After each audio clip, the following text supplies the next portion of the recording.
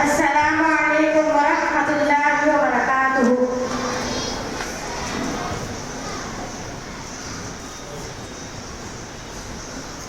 الحمد للہ رب العالمین والصلاة والسلام علی رسولہ الکریم، اما بعد فَمَكُمْ فِي سَفَرٍ قَالُوا لَمْ نَكُ مِنَ الْمُصَلِّينَ۔ محترم صدر جلسہ، مہمان خصوصی، ناظرین صاحب، ذمہ داران مدرسہ، مہمان اعزاز، معلمات مدرسہ اور میری دینی ماں اور بہنوں، آج کے سالانہ اجلاس میں میری تقریر کا عنوان ہے نماز کی اہمیت۔ نماز اسلام کا بہت اہم رکن اور اللہ تعالیٰ سے تعلق قائم کرنے کا سب سے بڑا ذریعہ ہے۔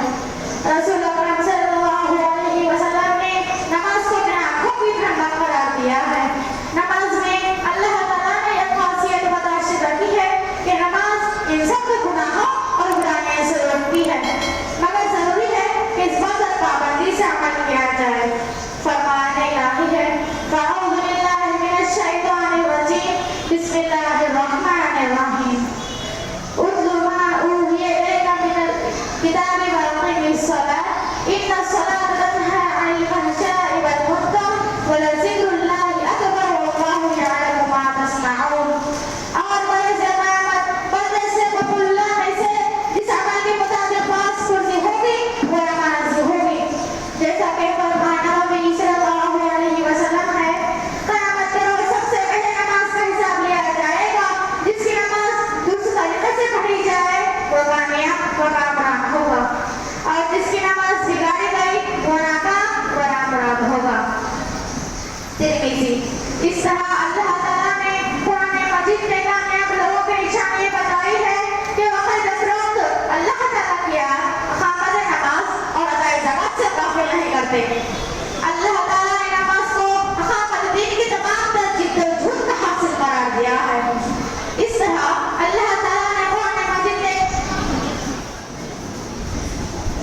نہ صرف مومنوں اور ایمان والوں کی صفات بیان کی بلکہ اپنے نبیوں کے تعلق سے بہت سے اوصاف بیان کیے ہیں، جن میں اسماعیل علیہ السلام کے بارے میں فرمایا کہ اپنے گھر والوں کو نماز اور زکوٰۃ کا حکم دیتے تھے، اور رسول اللہ صلی اللہ علیہ وسلم کو بھی اس بات کا حکم دیا گیا کہ اے محمد اپنے اہلیہ کو نماز کا حکم دو اور خود بھی اس کے پابند رہو۔ معزز سامعین، جس طرح قرآن و حدیث میں نماز کی ادائیگی پر پابندی کی تاکید دی گئی ہے، اس طرح اس میں سستی و لاہری کو غفلت اختیار کرنے کے اللہ تعالیٰ نے منافقت کی نشانی بتایا ہے۔ ارشاد باری تعالیٰ ہے، جب منافق نماز کے لیے اٹھتے ہیں تو باہر سے محض لوگوں کو دکھانے کے لیے اٹھتے ہیں۔ سورہ معاد میں اللہ تعالیٰ نے ان نمازیوں کے لیے ہلاکت اور تباہی بتائی ہے جو نماز کے معاملے میں غفلت اور بے پرواہی سے کام لیتے ہیں، اور قیامت کے روز جہنمیوں کا ایک گروہ جہنم میں جائے گا اور وہ ایسے وکیل بیان کریں گے کہ ہم نماز نہیں پڑھتے تھے، جبکہ ارشاد ہے ما سلککم فی سقر قالوا لم نک من المصلین، کس چیز نے تمہیں جہنم میں داخل کیا تو وہ کہیں گے ہم نماز نہیں پڑھتے تھے۔ مگر افسوس آج مسلمان نمازوں سے غافل ہیں، انہیں اپنے بزنس کا اوقات یاد رہے لیکن نماز سے اوقات بھول گئے۔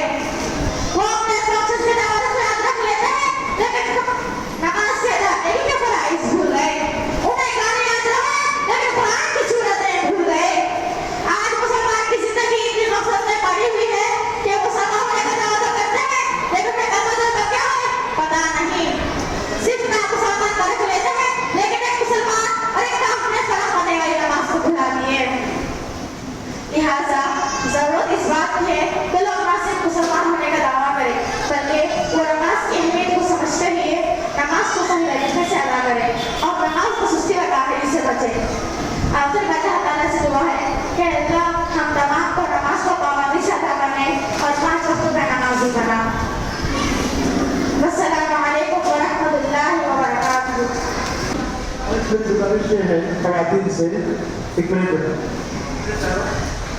خواتین سے میری گزارش ہے کہ عورتیں بڑی کثیر تعداد میں آ رہی ہیں، پیچھے جو ہے جگہ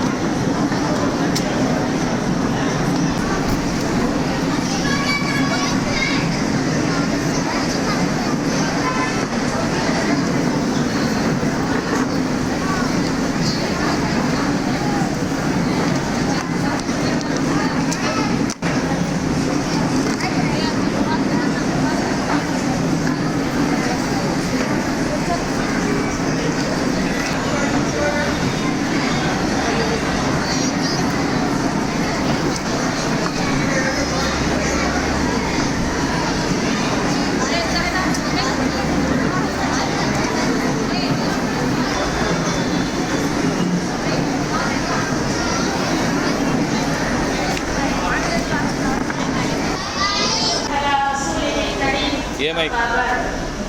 قال الله تعالى في القرآن المجيد والفرقان الحميد فأعوذ بالله من الشيطان الرجيم بسم الله الرحمن الرحيم واعتصموا بحبل الله جميعا ولا تفرقوا.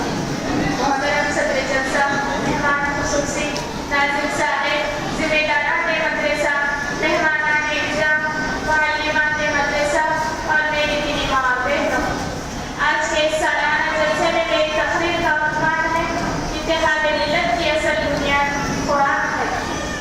ہر مسلمان اس بات کو اچھی طرح سے جانتا ہے اور اس پر پورا یقین رکھتا ہے کہ قرآن مجید اللہ کی وہ آخری کتاب ہے جو حضرت محمد صلی اللہ علیہ وسلم پر اتاری گئی. اس لیے مسلمان کو زندگی کے ہر وقت پر قرآن سے رہنمائی حاصل کرنی چاہیے. قرآن کی نسبت اللہ کی طرف بھی ہے اور اس کے رسول کی طرف بھی ہے. قرآن کی نسبت اللہ کی طرف یہ ہے کہ وہ کلام اللہ ہے اور اس کی نسبت رسول اللہ صلی اللہ علیہ وسلم کی طرف یہ ہے کہ وہ آپ پر اتاری گئی ہے. جس کے دل میں اللہ اور اس کے رسول کی محبت ہوگی اس کے دل میں قرآن کی محبت ضرور ہوگی. لیکن جو دل اللہ اور اس کے رسول کی محبت سے خالی ہوگا وہ دل قرآن کی محبت سے بے خالی ہوگا. بابو. معزز سامعین و سامعات، بابو. آج ہم چاروں طرف سے لفظ رسوائی سے دوچار ہیں. یہ رسوائیاں، یہ بربادیاں اس حد تک پہنچ گئی ہیں کہ قرآن کی اس عظیم کتاب پر پابندی لگانے کا مطالبہ کیا جا رہا ہے. آج محمد صلی اللہ علیہ وسلم اور آپ کے ازواج مطہرات کی شان میں گستاخیاں کی جا رہی ہیں اور اپنے ملک ہندوستان میں نہ صرف ہماری تہذیب، ہماری زبان، ہماری تعلیمی ادارے ہیں بلکہ ہمارا وجود اور ہماری دفاع بھی خطرے میں پڑی ہوئی ہے. ان تمام حالات کی اصل بنیاد یعنی قرآن اور اس کی تعلیمات کو چھوڑ دینے کا ہی نتیجہ ہے. ذرا غور کیجیے، آم کی ڈالی میں آم کا پھل لگا ہوا ہے، اچانک وہ پھل ٹوٹتا ہے تو زمین پر گر پڑتا ہے. آخر کیوں آم کی ڈالی کی ٹوٹی ہوئی آم کا آسمان اپنی طرف کیوں نہیں کھینچتا؟ زمین اسے اپنی طرف کیوں کھینچ لیتی ہے؟ اس لیے یہ کائنات ہمیں یہ سبق دیتی ہے، یہ قدرت کا ایک قانون ہے. یہاں جو چیز اپنی بنیادی کو چھوڑ دیتی ہے وہ بلندی پر نہیں بلکہ پستی میں جا گر جاتی ہے. اسے عزت نہیں بلکہ ذلت نصیب ہوتی ہے. ایک اور مثال لیجیے، ایک سرخ رنگ کی پتنگ فضا میں اڑ رہی ہے. لوگ اسے دیکھ تو سکتے ہیں مگر کسی میں جرأت اور طاقت نہیں ہے کہ اسے روک لے یا نقصان پہنچا دے. لیکن جب یہی پتنگ اپنی ڈور سے کٹ جاتی ہے اور زمین پر گر جاتی ہے تو چھوٹے بچے اس پر ٹوٹ پڑتے ہیں. آخر کیوں؟ جب تک وہ اپنی ڈور سے جڑی ہوئی تھی تب تک کسی کا یہ مجال نہیں تھا کہ اپنا ہاتھ وہاں تک پہنچا سکے. لیکن جب ڈور سے الگ ہوئی تو پھر چھوٹے چھوٹے بچے اس پر آسانی سے قابو پا گئے. اسی طرح جب تک ہم مسلمان اس قرآن کی تعلیمات کو مضبوطی کے ساتھ تھام کر اپنی زندگی گزار رہے تھے اس وقت تک کسی کا یہ مجال نہیں تھا کہ ہمیں نقصان پہنچائے. لیکن جب ہم اس قرآن کی تعلیمات کو چھوڑ دیے تو ہمیں ذلت و رسوائی کا سامنا کرنا پڑ رہا ہے. جو زبان بولنے کی جرأت نہ کر سکتی تھی وہ زبان بھی بول رہی ہے. جیسے کہ سورۃ آل عمران آیت نمبر 103 میں اللہ تعالیٰ کا ارشاد ہے وَاعْتَصِمُوا بِحَبْلِ اللَّهِ جَمِيعًا وَلَا تَفَرَّقُوا. لیکن آج ہم اس قرآن کی تعلیمات کو بھلا چکے ہیں جس کی وجہ سے ہم ذلت و رسوائی سے دوچار ہیں. ارے بہنوں، ذرا غور سے تو سنو، داستان کیا ہے اس کی فریاد تو سنو. اللہ اور اس کے رسول کی یاد دلاتی ہے، تم اس قرآن کو تو سنو. ارے قرآن خود اپنا تعارف کرواتا ہے إِنَّ هَذَا الْقُرْآنَ يَهْدِي لِلَّتِي هِيَ أَقْوَمُ. بے شک یہ قرآن اس راستے پر چلاتا ہے جو بالکل سیدھا ہے.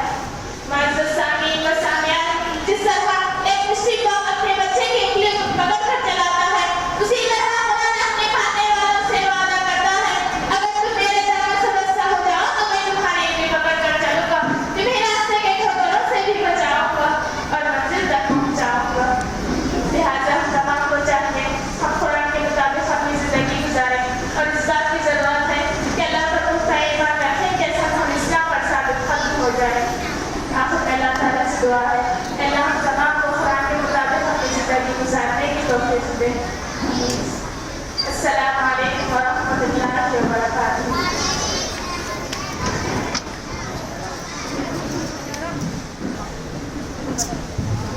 السلام علیکم ورحمۃ اللہ وبرکاتہ.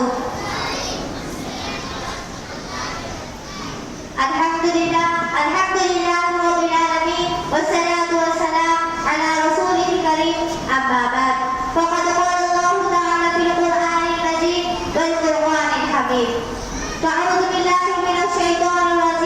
بسم الله الرحمن الرحيم فلا وربك لا يؤمنون حتى يحكموك فيما شجر بينهم ثم لا يجدوا في أنفسهم حرجا مما قضيت ويسلموا تسليما.